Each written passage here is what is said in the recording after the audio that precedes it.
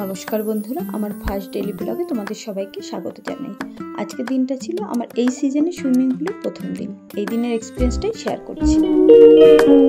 অন্যান্য দিনের রুটিনের মতো সব কাজকর্মগুলো করে দুপুরবেলা খাওয়া দাওয়ার পরে কিছুটা বিশ্রাম নিয়ে বিকালে রেডি হওয়ার পালা।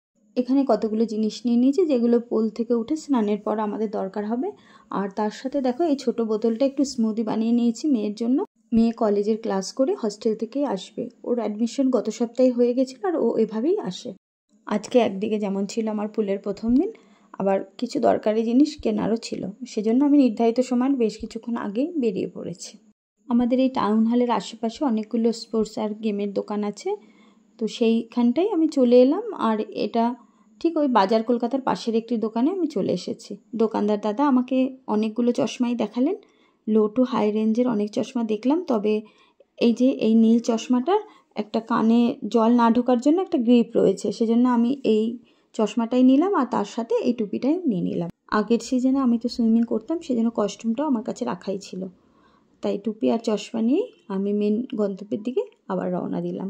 এই দেখো আমি চলে এসেছি পুলের সামনে। এখানে গাড়িটা রেখে আমি এই রাস্তাটা দিয়ে এগিয়ে চললাম সেই মাঠের দিকে, কারণ আমার কাছে তো আজকে কার্ড ছিল না, আমার অ্যাডমিশন হয়নি। অ্যাকচুয়ালি মেডিকেল সার্টিফিকেটটা মেয়েরই দায়িত্বে ছিল, ও সাইন করিয়ে নিয়ে আসবে কলেজ থেকে। আর এই হলো সেই মাঠ যেখানে শিশু মেলা হতো। আমাদের ছোটোবেলায় আমরা প্রত্যেক বছর মা বাবার হাত ধরে মেলা দেখতে আসতাম। এই জায়গাটা সত্যি বাচ্চাদের জন্য, ঘোরা খেলার দুটোরই জন্য খুবই দারুণ একটা জায়গা। আর এখানে দেখো একটা ছোট বাচ্চা একটা ছোট 4 হুইলার গাড়ি নিয়ে কেমন খেলা করছে, আর তার মা ফটোও তুলছে। আমিও সেটা এত ভালো লাগলো, ভিডিওগ্রাফি করে নিলাম। আর এই দেখো পাশেই হচ্ছে এই কালচারাল সেন্টারের অফিস। আর এখানের ম্যাডাম যখন আমাকে দেখতে পেলেন উনি বললেন যে আমাকে পুলে চলে যেতে, তাই আমি ম্যাডামের কথা মতো পুলের দিকে এগিয়ে গেলাম। মেয়ে এসে পরে ফর্মালিটিসগুলো রেডি করলো। আর এই দেখো পুলের গেটটা খুলে আমি এগিয়ে যাচ্ছি রাস্তাটা দিয়ে। রাস্তাটা কত সুন্দর। এই যে এখান থেকে এগিয়ে গিয়ে কিছুটা এগিয়ে এখানে একটা ছোট্ট অফিস ঘরের মতো রয়েছে, এটাকে ছোট একটা চেকপোস্টও বলা যেতে পারে। আর দেখো এই ঘরের দেওয়ালে সব নিয়ম কানুনগুলো লেখাও আছে। মানে যখন আমরা পুলের ভেতরে প্রবেশ করি তখন আমাদের আই কার্ডগুলোকে এখানে জমা দিয়ে দিতে হয়, আর এই অফিসের ভেতরে যারা থাকেন অ্যাটেন্ডেন্ট তারা একটা করে আমাদের টোকেন দিয়ে দেন। অনেকেই তোমরা ভেতরটা দেখেছো, আর যারা দেখোনি তাদের চলো এবার ভেতরটা ঘুরে দেখাই। এই যে রাস্তাটা দিয়ে আমরা এগিয়ে যাচ্ছি, পুলের বাদিকে যে রাস্তাটা, এটা দিয়ে একদম সোজা গিয়ে শেষ প্রান্তে রয়েছে বাচ্চাদের পুল, মানে যেটাকে আমরা বেবি পুল বলি। প্রত্যেকটা পুলে নামার সময় সামনে একটা ট্রের মধ্যে কিছুটা জল রাখা থাকে, আর সেই জলের মধ্যে পা ধুয়ে তারপরে পুলে প্রবেশ করতে হয়। এই যে এই পুলে খুব একটা জল নেই, এই যে একটা পাম্প বসানো রয়েছে, এটা দিয়ে জলটাকে সবসময় রিসাইকেল করা হচ্ছে। আর এই পুলের এক পাশে মায়েদের বসার পুরো ব্যবস্থা রয়েছে, যাতে বাচ্চারা কোনোভাবেই ভয় না। এবার আসি বড় পুলটায়। এই যে এটা হচ্ছে বড় পুলের নামার জায়গাটা।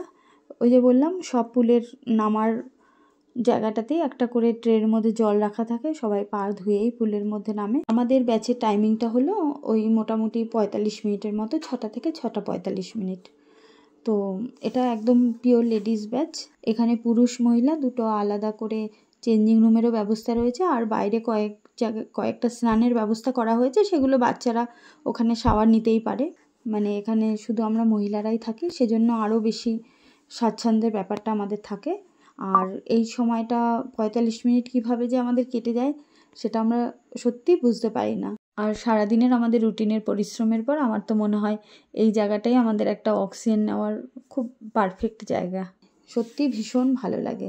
অনেকের সাথে দেখা হয়, কথা হয়, আর বেরোলে আমাদের অনেক আদার্স কাজও হয়ে যায়। উঠে স্নান করে আমরা সব রেডি হয়ে নিয়েছি, ভালো করে চুলটা মুছে যে যার মতো করে নিজেদের রেডি করে এবার আমাদের এখান থেকে বেরোনোর পালা। তোমরা অনেকেই হয়তো নিজেদের বাচ্চাদের বা নিজেরা অ্যাডমিশন নেওয়ার জন্য আসতে চাইছো পুলে, তাদের জন্য জানাই আমাদের কিন্তু সোমবার পুলটা টোটালি বন্ধ থাকে। আমাকে একবার অফিস ঘরেও আজকে যেতে হবে, কারণ আমার অ্যাডমিশনের প্রসেসটাও পুরো কমপ্লিট হয়নি। তাই মেয়ের আই কার্ডটা তো জমা ছিল গেটে, ওই টোকেনটা দিয়ে মেয়ের আই কার্ডটা নিয়ে নিলাম, এবং আই কার্ডটা নেওয়ার পরে মেয়ে আর আমি দুজনা মিলে অফিস ঘরে একবার গেলাম। অফিস ঘরে মেডিকেল সার্টিফিকেটটা জমা দিয়ে আর আমার যে পেন্ডিং ফিস ছিল সেটা ডিপোজিট করে ম্যামের কাছ থেকে বাকি ফর্মালিটিসগুলো রেডি করে নিলাম।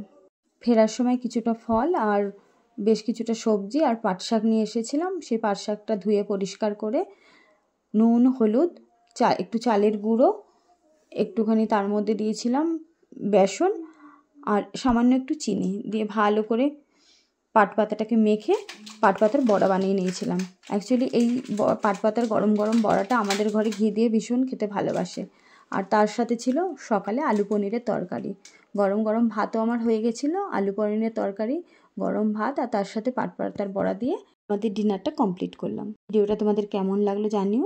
ভিডিওটা ভালো লাগলে লাইক, কমেন্ট আর শেয়ার করো। আর যদি আমার চ্যানেলে নতুন হও তাহলে অবশ্যই সাবস্ক্রাইব করে নিও। সবাই খুব ভালো থেকো, আবার দেখা হবে।